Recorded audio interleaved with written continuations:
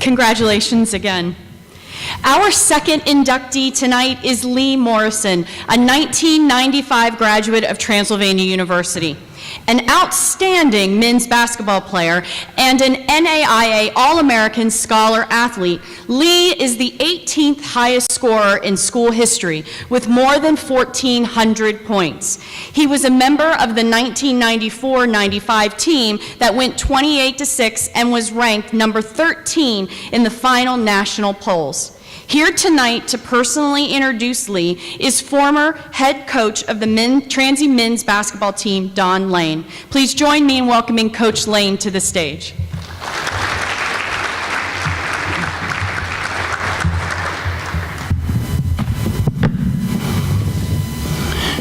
What a great evening, and congratulations to all those that are being inducted tonight. Dr. White, that was very special. If there was anybody that you wanted to meet first when you came to campus, you wanted it to be Monroe Musnick. Because Monroe Musnick was the one person that could have done and made happen what happened for you. And you were a blessed man that day when you met Monroe Musnick. Monroe was I grew up in Versailles and he grew up in Versailles, and I was very close to him. And he saved me several times, let me say that. Kept me from getting fired one time. Said something I shouldn't have said. Can you imagine that? But it is special always to be here. I was involved from the very beginning with many of those that were mentioned that started this Hall of Fame. And to see where it was and where it is now, and the numbers that we have been able to place into the Hall of Fame has been not only a personal satisfaction to me and Pat, because she was recognized, and I think Natasha was with us at the beginning, but it's very, very special to be able each year to bring in outstanding athletes and people that are very instrumental in the athletic program at Transylvania. And I also say, Dr. Carey, I'm so happy and proud to see what this athletic program is doing and what you're doing to support it. Because without the great support of a president, the athletes or the athletic program can flourish. And Transylvania is flourishing in the athletic program. And thank you for that involvement and the people that you've hired along with Holly and all that she's doing. But I know I'm here to I don't get to talk a lot sometimes, but I think you can see when I do, I feel very, very dearly about this place. You spend 41 years somewhere, it's so much a part of you. But tonight, the greatest thrill that I have tonight is to be able to introduce Lee Morrison. And Lee, thank you for asking me to introduce you. Lee was from the class of 1992. He was a very, very special player. But even, you hear this quite often as a cliche, but not in this case. He was a tremendous person. He's a young man that I could always look to and expect to be there every day for practice. Not only be there, but compete at a really high level. And our players really competed out. And if they didn't compete, he was one of those people that helped make sure that the rest of them competed. Because the guy that didn't compete, that during the practice, he'd say, "Coach, can I guard so-and-so for a while?" Sure. I knew what he was doing. He'd about kill that guy. So he had to compete, and that was a big, big part of his ability to lead by example. But let me go back to Lee and his recruitment. It's really how things are really ironic in terms of recruiting, because I called Rick Bolas, who heads a recruiting service, and I wanted a big guard. We needed a big guard, and I just didn't want any big guard. I wanted a really outstanding big guard. And I told Rick that, and he said, "I've got just the guy for you, Lee Morrison at Trinity High School." Well, it so happened that was the one year that the present Transy coach, Brian Lane, helped me while he was working on his master's at Eastern. He spent more time with me than he did at Eastern, but he still got his master's anyway. his advisor was my roommate in college. It works that way sometimes. But anyway, I said, go down and see Lee and just let me know what you think. He came, I got in that night before he did, and I got a call, and I said, when he got home, we didn't have cell phones in those days, and he'd said, Dad, I found the guy for us. I said, you didn't need to find anybody. You were going to look for Lee Morrison. He said, that's what I saw. This guy can play, and we want him. And he said, we'll go to work on him. I said, good. We'll do that, won't we? Well, we saw Lee play every game the rest of the year. Brian saw most of them. I went a couple of times, but usually I just pretty much left that recruiting up to Brian. And, of course, we had to overcome a little bit because his dad played at Bellarmine. And that's pretty hard to take a Catholic kid out of Trinity and get him to Transy, but we did it. And Brian was very, very instrumental in helping us recruit him. I'll tell you another story, give you a little bit about Lee's character in terms of what he means to teams and how he thinks and competes. We had played Pikeville in Pikeville College in Pikeville, and we had won the game. He played on some great teams, and we had won, but he had not played particularly well in terms of his shooting. And he came up in the front of the bus where I was sitting, and he said, Coach, can I talk to you a minute? And I said, sure, sit down here. You can always talk to me. And he said, what do you think's wrong with my shooting? And I said, I don't think anything's wrong with shooting. I think it'll be fine. And I said, let me give you something I think maybe you can do tomorrow that might help you get back on track. You remember this story? And I said, Lee, tomorrow in practice, I don't want you to shoot it unless you have a wide open shot, a great shot. And if you don't have if it's not a great shot, and you seldom ever took a bad shot, but if you do, I'm going to really let you have it. But I want you to really put all your emphasis on the rest of the team. Put your emphasis on passing and all the things that go into making a good team. And don't worry about your shooting, because you could start on this team and never score a point. Well, he did that. He did that for that practice and the next day. And the next game, he was 6 for 6 from three-point range. And I mean, he just took it, went with it. That's what he could do. He was very coachable, but he understood where I was coming from. But he never forgot that he was a member of a team. That's one of the greatest things you can ever do, is be a member of a team. One of the great things that Lee also could do, and he came here as a shooter. He'd be the first to tell you. That's the first thing that Coach Brian Lane told me. He said, this guy can shoot. And I said, well, can he shoot better than you? Because Lee led the nation in three-point shooting with the 54% average one of the years that he played, and he led the nation. I'd say, can he shoot the three as well as you do?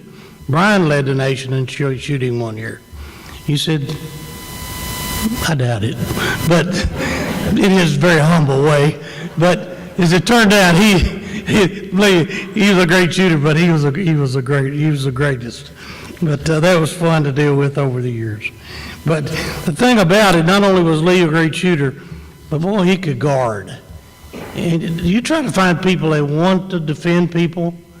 It's tough sometimes, isn't it, Dr. White? Gets people to want them to do things they don't want to do particularly. They want to do the fun things, and that's shoot it from three. But Lee he came here, he wasn't a defender. But man, he developed, and in all 4 years, he was voted by the team as the outstanding defensive man on our team. He could guard anybody. He guarded small guards. The small guards hated him because he blocked shots and he could stay in front of them most of the time. Big guys, he could guard big guys because he's big, 6'4" guard, had good quickness to do it, and he's strong. And I love just to put him on people. Coach Litz and I used to just say, okay, who are we going to put him on tonight? See if we can mess him up. And Lee was always that guy. If somebody was having a really good night against you, Lee could say, Coach, can I guard him for a while? You don't, I mean, just you don't get that from many people. But Lee did that, and he was a phenomenal defender. Upon graduation, he also was Pioneer Athlete of the Year. He also is a member of the 1,000 Point Club. He scored 1,461 points while he was at Transylvania. But one of the things I think we talk about academics here, and believe me, this guy is tremendous because he only made 2 B's the whole time he was here. That was his freshman year. He made 2 B's, and he made rest A's, and he had a 3.94 GPA at Transylvania. And those of you who have been through this place know how difficult it is. And he graduated with a 3.94 and graduated a summa cum laude. I mean, he's quite a great student as well. And he's got a wonderful family. He's got two girls and a boy, a wonderful wife. He's been an FBI special agent for the FBI for 15 years. I'd tell you more than that, but he'd have to kill me. But he's been a tremendous, he was in St. Louis for a long time, now works out of Louisville. And I couldn't be more honored tonight to present the next inductee into our Hall of Fame, Mr. Lee Morrison. Lee.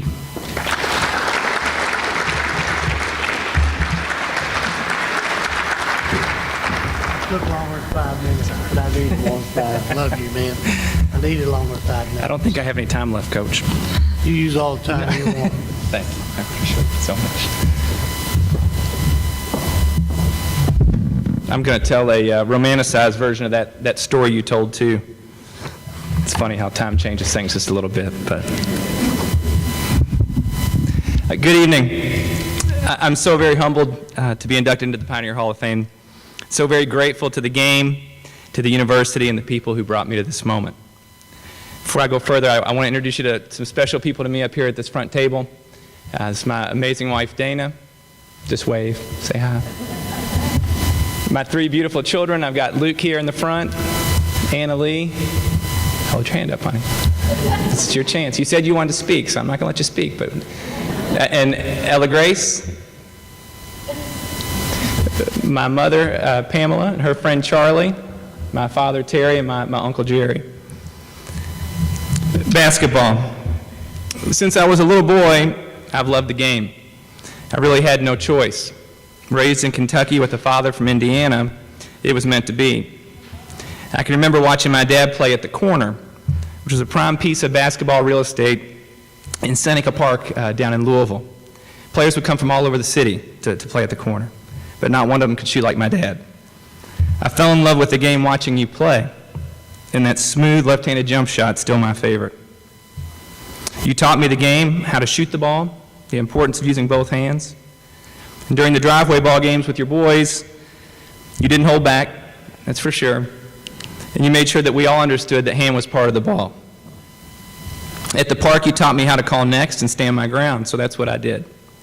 Before I could drive, I would walk up to the corner, or ride my bike, and I would get there early before all the real talent arrived. So they had to let me play that first game. And I was a skinny little kid, and they'd say, yeah, the little man was here, he gets to play. And so I'd play that first one. If we won, I'd get to stay for a little while. If we lost, I'd walk back home or ride my bike back home and get back to work. So middle school became high school became college, and it's hard to believe that was over 20 years ago. What I did not realize then and would not fully appreciate until many years later is how much basketball gave me. It took me places I had never seen, showed me things. It took me places I'd never been, showed me things I had never seen. The summer following our senior year here at Transy, it took us all the way to Japan. Miss Whitson, I'm sorry for your memory of that trip, but we'll leave that one out of this speech.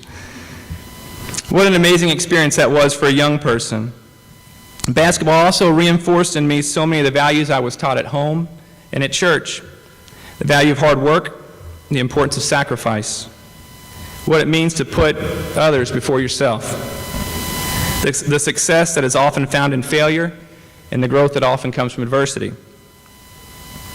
Basketball also introduced me to people that weren't just like me, that didn't look just like me, didn't come from the same places I came from. And I learned to respect and appreciate those differences. I think equally as important, I learned to appreciate the similarities and to find those similarities between myself and others. And these are life lessons that I've gone back to again and again. They're true gifts of the game that I love so much. So things do happen for a reason, and it was no accident that I ended up here at Transylvania University in August of 1991. Several months earlier, I had met Coach Lane, Brian Lane, and Coach, you kind of stole all my stories tonight, but I'm going to retell that. We had just played our crosstown rival back in Louisville, and I thought Coach Lane was there actually to watch somebody else. But he caught me after the game. I had played pretty well and said, hey, we'll be in touch. And he was a man of his word. There was somebody, I think, at every game I played the rest of my senior season. So when it was time to make a decision, it was easy. I was coming here. I signed my letter of intent that spring in the dining room of my parents' home with my family, Coach Lane, Don Lane this time, and Miss Lane. Miss Lane took pictures, did most of the talking, but I immediately felt like part of the family. And that's until I got on campus and met Coach Whitson. Sorry, Miss Whitson. I was scared to death of him my freshman year. I don't know what it was, but he could just look at you, and as a player, you just wanted to crawl back in the locker room and not even come back out. And it took some time, but over time I realized just how much he loved, like Coach Lane, how much he loved every single one of his boys that were out here on the court. He was my academic advisor, and he was a great mentor to me, so I'm so thankful that you're here tonight, Ms. Whitson. But we took immense pride in breaking apart Coach Whitson's tough, hard-nosed coach image. And by the time I was a junior, Coach Whitson was all smiles. I think Coach Lane was upset about that we had softened up Coach Whitson, so you went out and got Coach Al Pruitt. And we never broke through Al Pruitt. I'm still scared of Al Pruitt. On and off the court, Transy offered a safe yet challenging environment where I grew as a student, an athlete, and a person. We truly were student athletes, and our coaches' expectations of us were as high or higher in the classroom than they were in the old McAllister Gymnasium. A standard of excellence had been established across the program long before I arrived, and I'm so thankful for that push, the push to reach beyond your limits in the pursuit of success. I'm also thankful for the pull that accompanied it, because we all know that things don't always work out like you plan, especially in sports. Not to worry, there was always someone there to pick you up, a teammate or coach, some part of this Transy family. I can remember riding home, Coach, on that bus, and I'd had a horrid night. I think I was 0 for 10 from three-point. I've never shot the ball so poorly in all my life. And Coach called me up, and I remembered it a little differently. I don't remember you telling me not to shoot at practice, but I remember you telling me something that I've never forgotten, and you said, Lee, when I'm struggling with something, I find it helpful to take the focus off myself and see what I can do for other people. And I've gone back to those words many times through my years. I've shared them with my loved ones and other players that I've coached along the way. So when I left Transy in the May of 1995, I knew that I was ready for all that lied ahead. The people. I played in close to 130 games in my career as a Transylvania Pioneer. I never missed one. Amazingly, I never missed a high school game either. And what strikes me the most about that fact is I don't remember much about any of those games. I mean, not a one. I remember moments, but even those fade over time. What I do remember are the people and the relationships made along the way. They have stood the test of time, much more than wins and losses, points, or rebounds. I remember my coaches, Coach Bob Lindsay, my middle school coach. He was the first coach to tell me that I could play college basketball one day. And that meant a lot to a young ball player. Coach Joe Thompson, my high school coach, he had a passion for the game like no other, and he treated me like his own son. And in my wallet today, I still carry a few of the inspirational messages that he wrote down and gave to our team way back in the early 90s, late 80s. Coach Lane, Coach Whitson, Coach Pruitt, Coach Nelson, Coach Lanata, you taught me so much more than basketball, and I'm forever grateful. You coached with character, you coached with integrity, and you expected the same from your players. So many coaches miss the mark where it really counts, and I'm so thankful your aim was true. Thank you. To my teammates, there were too many to mention here by name tonight, and I'm not going to try that, but like the coaches that I had experienced, I was surrounded over and over again by good, honest, talented teammates. I think about bus rides, locker room antics, trips, social events, all the highs and lows that come along with being a team, and I hope that I held you up as much as you did me during that time. Thank you. I think about all the people who supported our teams here at Transy who did not really ever get the credit or the recognition they deserved.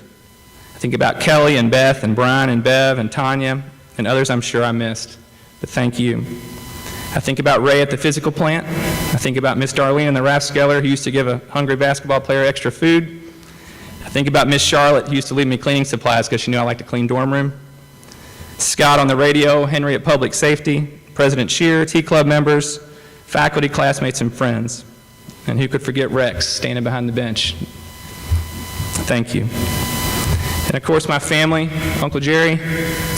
Few people saw more games than you did. And I was so glad you're here, and I'm so glad you're here tonight. In high school, while my dad worked his swing shift, you would go to the lobby at halftime of every game and go to that payphone and drop your quarter in and call him and give him the halftime update. And then depending on how it went, I had to call him afterwards and tell him how things ended up. But I remember a time when I was a freshman here, you drove 4 hours one way.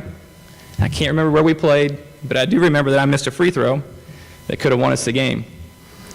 I think I had 4 points. It wasn't a great performance, but I was so glad that you were there. So thank you for always being there. My 3 little brothers and little sister, gyms were your second home. In high school, the gym manager, Mr. Demling, used to turn the lights off after Friday night games to let us know it was time to leave. Everyone else was long gone. You 4 were part of every team I ever played on, and I hope your big brother made you proud. Thank you. Dad, you were always there, even when you couldn't be. I appreciate all of your instruction, your advice, and your encouragement. You have always been and will always be my favorite basketball player, hands down. Thank you. Mom,